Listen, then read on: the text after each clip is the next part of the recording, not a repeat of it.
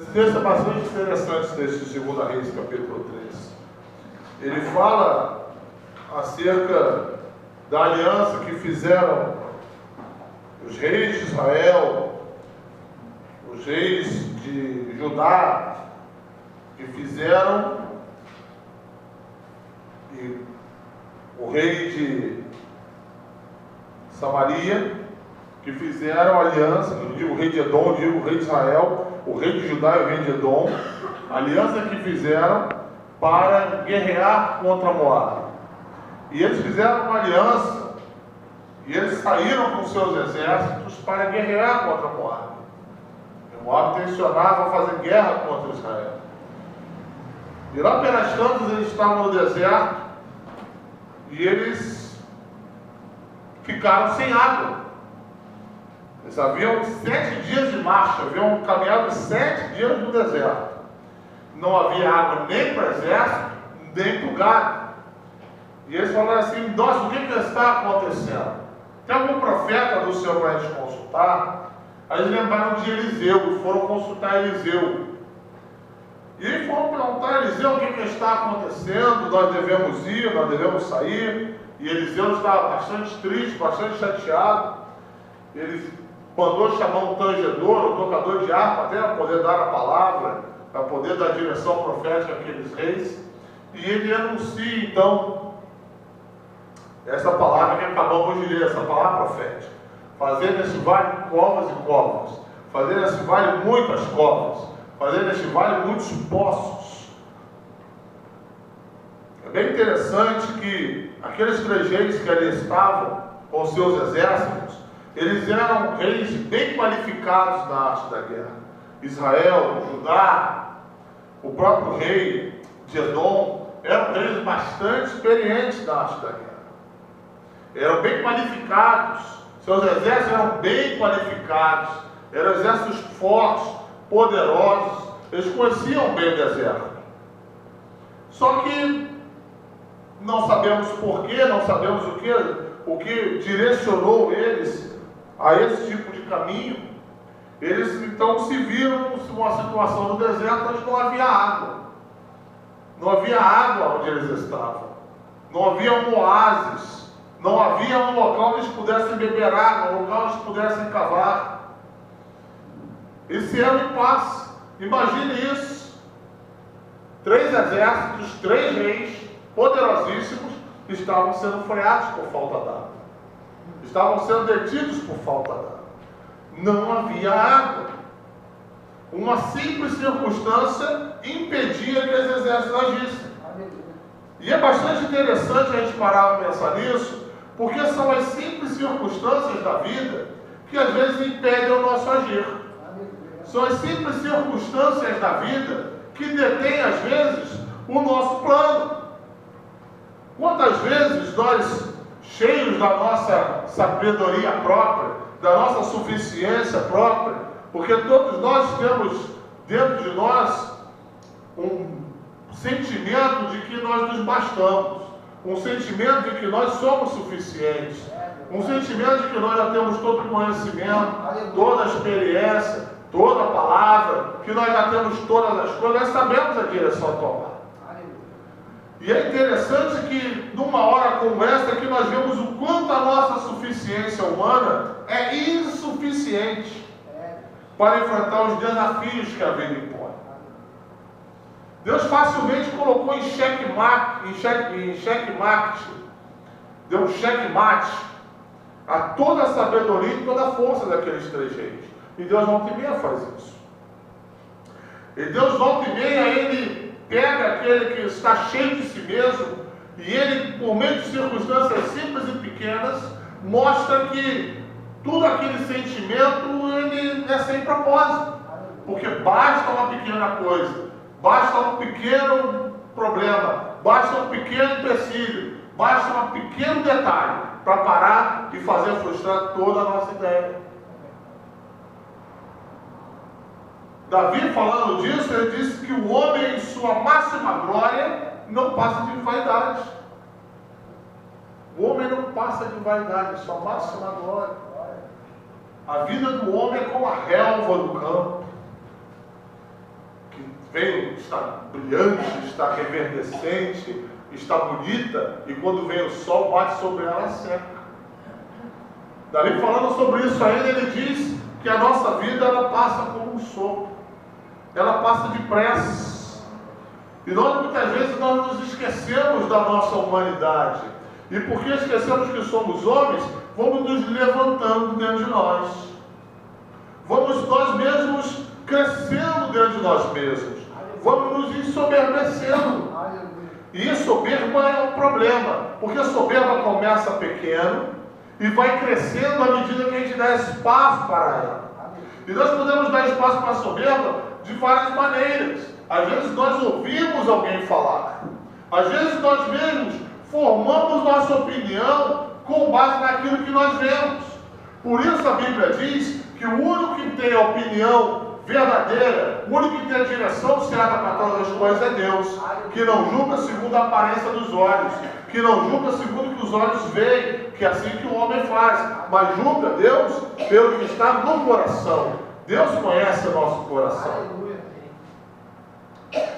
Então, muitas vezes nós nos ensoberbecemos, tanto contra uns contra os outros, contra o próprio Criador. E não entendemos que basta uma pequena circunstância, uma pequena necessidade, para que toda a nossa força seja dissipada. Veja, irmãos, basta um pequeno vírus, o vírus você nem vê. Ninguém vê um vírus, a não ser por meio de um microscópio superpotente. E o pequeno vírus é o suficiente para acabar com toda a nossa pompa, com todo o nosso orgulho, com toda a nossa empáfia, com toda a nossa força, com toda a nossa suficiência.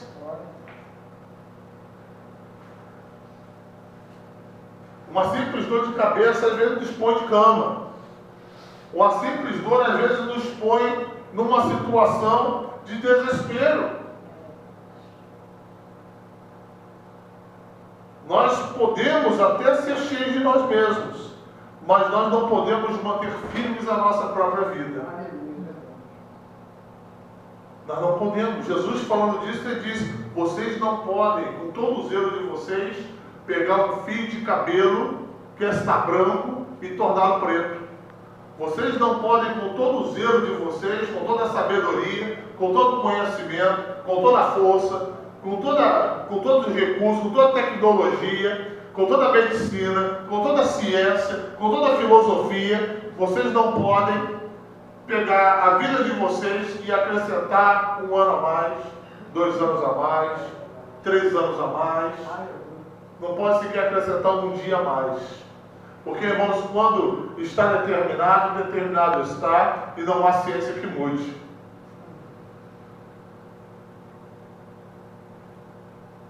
Quando estamos passando as situações da vida, que a vida nos impõe, é que nós olhamos para ela e dizemos: meu Deus, como eu preciso de Ti.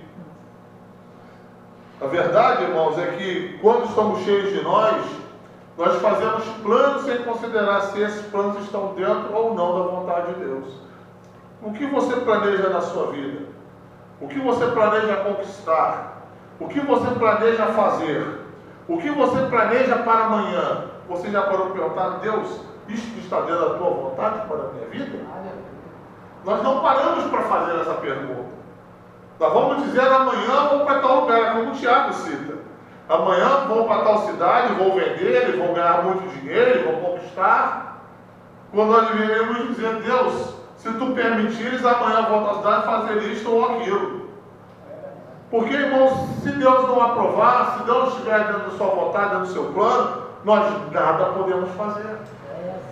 E nós nada podemos fazer, não é apenas em matéria espiritual, é também em matéria humana, nós nada podemos fazer. Nós não temos controle sobre o presente, nós não temos controle sobre o futuro, nós muito mal conhecemos o passado, até onde a nossa memória não falha. E o problema é que, diante dessa situação, quando nossos planos são frustrados pelas circunstâncias da vida, quando nossos propósitos mirabolantes são postos em terra pela voz, pela mão de Deus, que permite que circunstâncias simples como a falta d'água interfiram nos nossos planos, então nós acabamos culpando Deus. Veja que o rei de Israel disse a Eliseu, lá no versículo 13, ele diz assim: o Senhor chamou esses 3 reis para entregar na mão dos moabitas. E assim nós dizemos: o Senhor me chamou para me entregar na mão da minha situação. O Senhor me chamou para me fazer passar vergonha. O Senhor me chamou para me fazer viver isso que estou vivendo hoje. Aleluia. Só que nós não consideramos se aquele caminho que nós tivemos estava de acordo com a vontade de Deus. Nós não perguntamos. E aí nós precisamos entender, sairmos da nossa situação de suficiência, encararmos a nossa real situação, porque a nossa real situação não é de ser suficiente, a nossa real verdade não é de podermos tudo, a nossa real história não é de termos o controle de todas as situações, a nossa real história, muito pelo contrário, é uma história de fracassos, decepções, tristezas, que muitas das vezes são impostas pelas situações, porque as situações vêm para nos mostrar quem realmente nós somos, porque os fracassos vêm para mostrar quem realmente nós somos. Então nós temos que entender, sair dessa posição de suficiência humana e entender qual é a nossa posição com relação a Deus. Qual é a nossa posição com relação ao Senhor? Como diz o seu irmão, qual é a nossa posição, irmão, com relação a Deus? Qual é a nossa posição? Veja, esses exércitos estavam, e esses reis, eles estavam em uma posição de total dependência.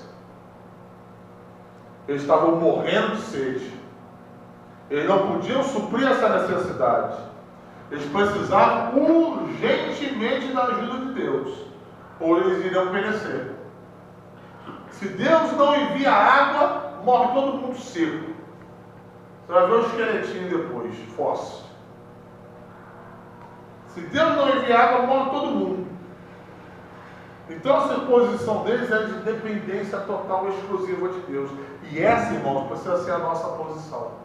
Dependência total e exclusiva de Deus. Tem um erro sutil que a gente muitas vezes comete e não percebe. A gente pode até viver a vida e a fé evangélica sem a presença de Deus, sem a presença do Espírito. A gente pode ir vivendo achando que Deus está conosco, quando muitas das vezes nós não estamos mais com Ele.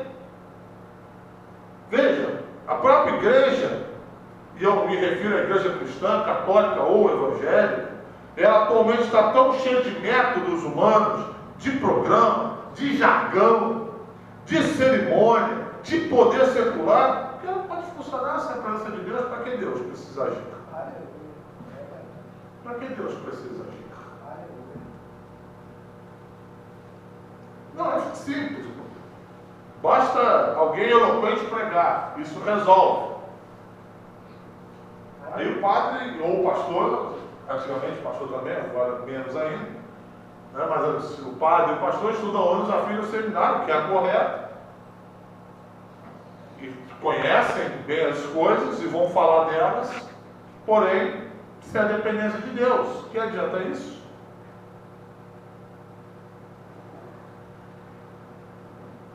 Nós fazemos eventos, tem G12, tem diversos tipos de métodos aí de crescimento de igreja, G12, MDA, J15, todos é alfanumérico, daqui a pouco afunda até um destrói, batalha naval. Qual é a letra que você escolhe? Ah, Glens, afundou uma partezinha. Vamos afundar o destrói, vamos afundar o submarino. São tantos métodos e tantas metodologias que estão suplantando, que estão tirando aquilo que deveria ser prerrogativa do Espírito. Aleluia. São tantas vezes, tantas coisas que nos ensinam, olha, você deve ir para a igreja, e quando você for para a igreja, você faz assim, você ajoelha, você se benze, você reza, você faz um gesto, e vai dar tudo certo. Você vem para a igreja evangélica, você levanta a mão, abaixa a mão, canta, chora, ri, tal, que vai dar tudo certo. Então vão ensinando métodos para a gente, da qual Deus não precisa participar. Aleluia. Vão ensinando coisas para a gente onde Deus não precisa participar. Vamos fazer uma igreja mecânica. E o problema de uma igreja mecânica é que todo mecanismo funciona sozinho. Basta lubrificar, basta colocar óleo, basta botar combustível que vai. Não sei se vocês lembram aquele filme de Charlie Chaplin, Tempos Modernos, onde ele aparece apertando engrenagens e ele vai dentro das engrenagens e começa a participar delas e ele vai descendo numa, escorregando outra engrenagem. Ali é uma crítica à Revolução Industrial, à revolução que colocou o homem como mais uma máquina. E a bem da verdade é que a Revolução Industrial tem tentado lançar e tem lançado muitas vezes suas garras, seus princípios, suas ideias sobre a igreja. Igreja boa hoje não é igreja pequena, é igreja que cresce. E cresce, tem que crescer exponencialmente, porque os donos de igreja precisam ter lucro. Precisam ter lucro. Os padres e os seminaristas católicos se reúnem para discutir o avanço da igreja evangélica. Por quê? Porque eles estão perdendo fiéis.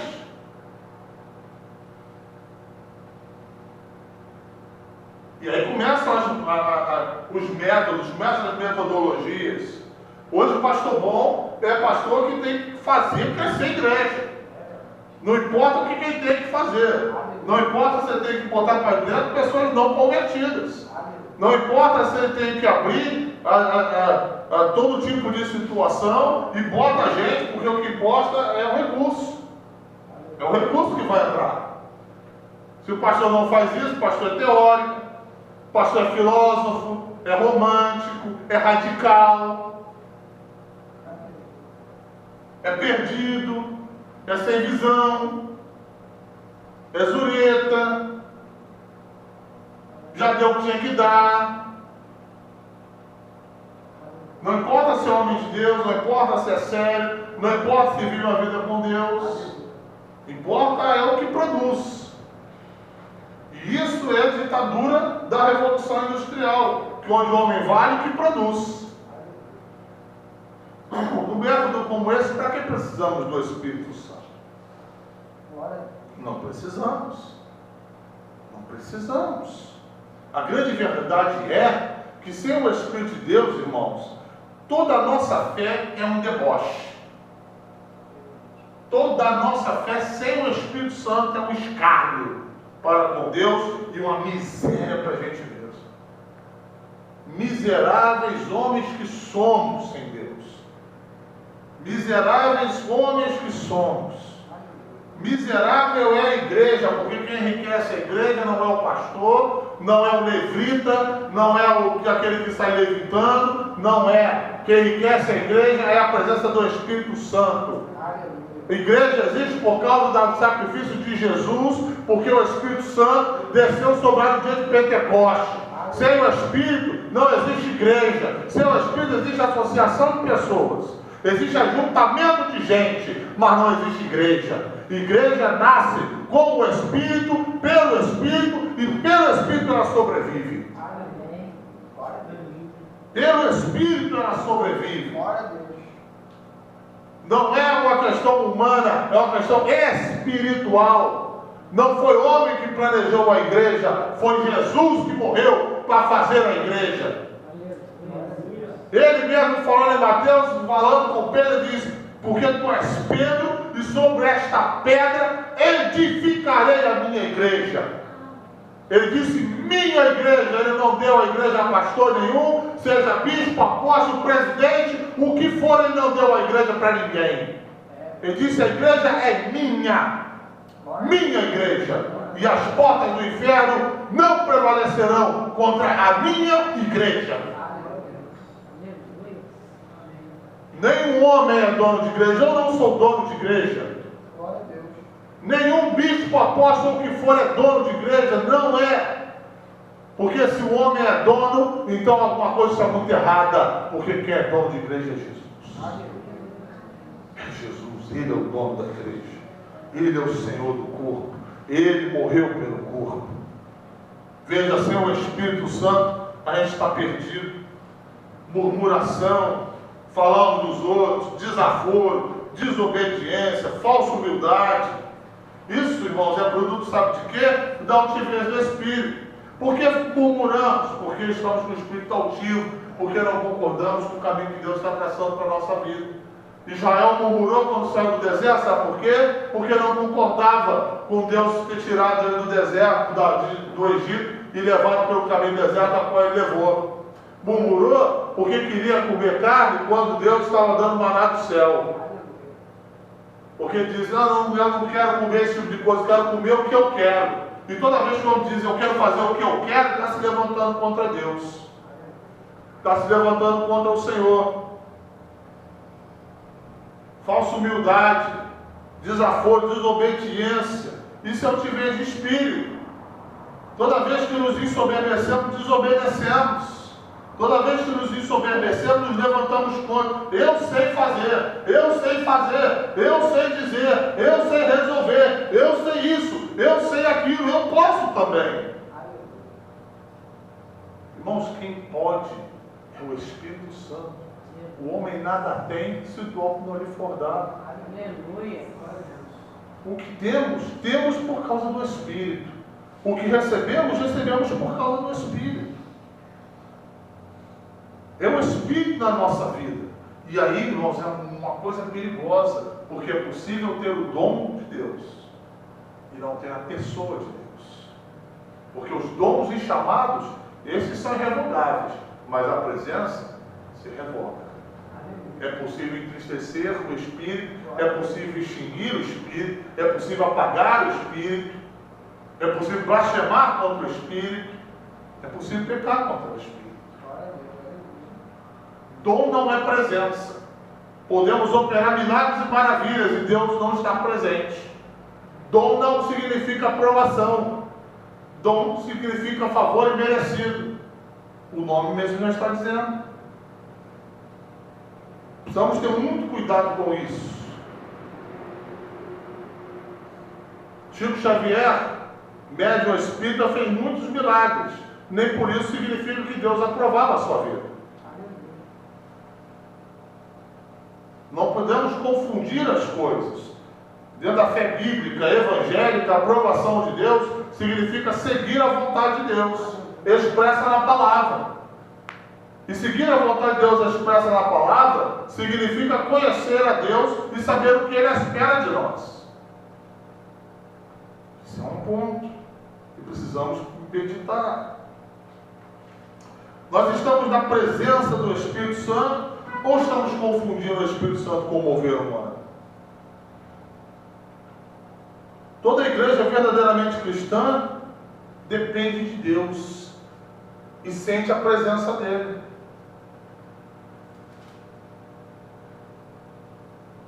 Será que não estamos confundindo?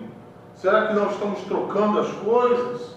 Será que não estamos agindo de uma forma mecânica, mecanicista?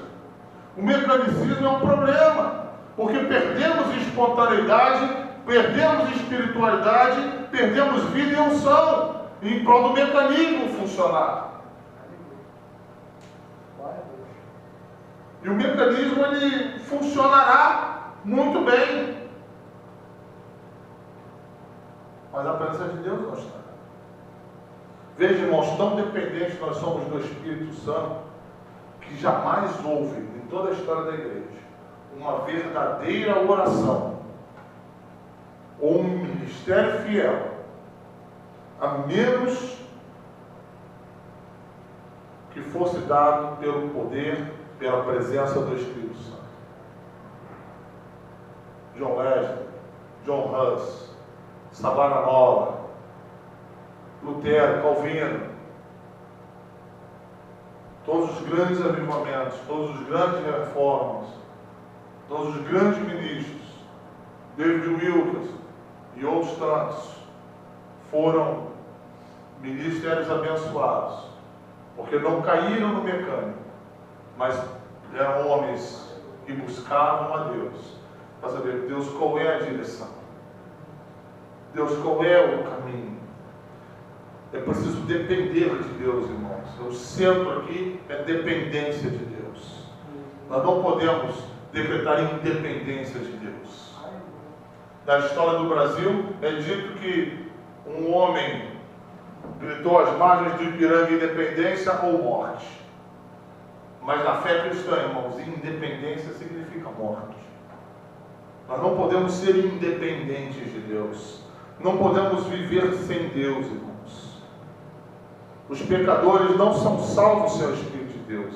Se você, irmão, ouviu a mensagem do Evangelho, aceitou a Cristo como Senhor e Salvador de sua vida, não foi porque o pastor Ricardo era eloquente, não é porque o pastor Rodrigo era eloquente, não é porque algum pastor ou algum ministro cristão sabia falar muito bem ou era inteligente.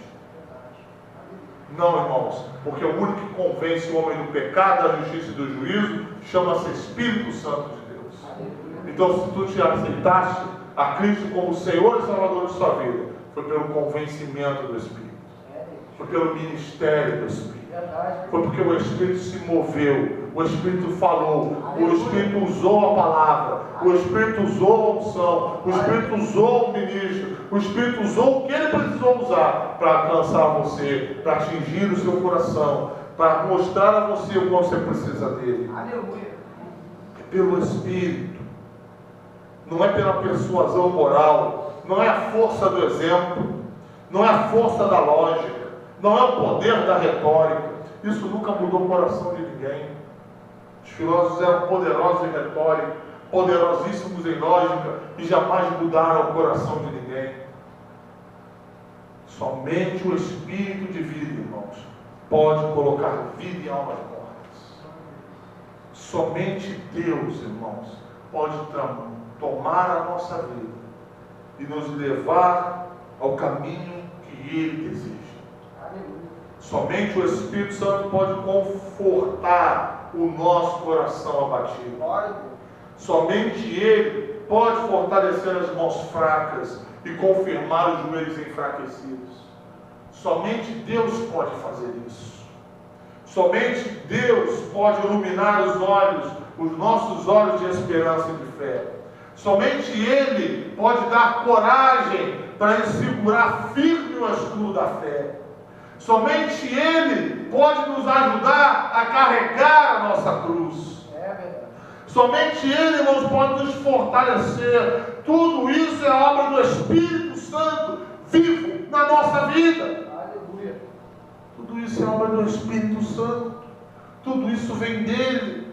Não há, irmãos, esforço humano. Não há, irmãos, iniciativa humana que sem Deus dê resultado. Tudo vem dele. Se a igreja cresce, cresce por causa dele. A Bíblia diz no livro de Atos que o Espírito Santo trazia e acrescentava todos os dias à igreja aqueles que iam sendo salvos. O livro de Atos diz que os irmãos ali se reuniam, os presbíteros, os anciãos da igreja se reuniam, e a palavra diz que parecia bem ao Espírito Santo e a eles. No primeiro concílio da igreja de Jerusalém, acerca do que deveria ser exigido dos cristãos, gentios que se convertiam, o Espírito Santo deu palavra fundamental pelo testemunho dos apóstolos, dos anciãos que ali estavam. Porque o Espírito Santo já tinha feito antes na vida de Pedro, na casa de Cornélio, já tinha feito antes na vida do apóstolo, já tinha dado visão para ele durante seu jejum. Buscava a Deus. Tanto que Atos dos Apóstolos pode ser chamado Atos do Espírito Santo. Irmãos, quando você olha o livro de Atos e olha sobre o olhar da atuação soberana de Deus e poderosa de Deus, você percebe o quanto nós estamos aqui nesse momento e o quanto nós precisamos voltar para isso. Tudo, irmãos, a nossa experiência passada, tudo que nós aprendemos, tudo que nós adquirimos, isso não serve para nada, a não ser que diariamente, que perpetuamente, momento a momento, o Espírito de Deus habite na nossa vida. Que Ele trabalhe em nós poderosamente. Ele nos mantenha firme no caminho para o céu. Se você está caminhando para o céu, está caminhando porque Ele, irmãos, é o guia. A Bíblia diz que Jesus é o pastor e bispo das nossas almas. Ele é o guia da nossa vida. Salmo 23 diz que o pastor, ele guia pastos verdejantes e águas tranquilas. E o pastor que guia pastos verdejantes e as águas tranquilas é o Senhor. O Senhor, irmãos, é o nosso pastor.